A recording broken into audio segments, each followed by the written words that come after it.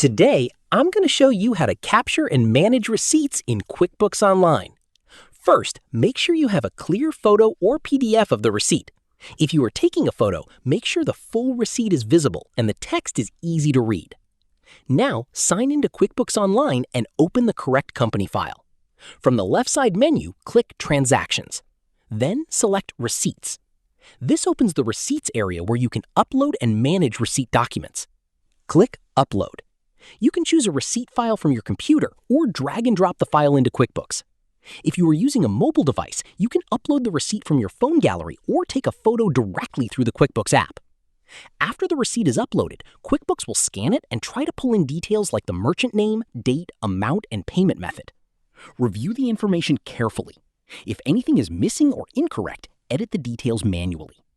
Next, choose the correct expense category. Make sure the category matches what the receipt was for, such as meals, travel, office supplies, software, repairs, or utilities.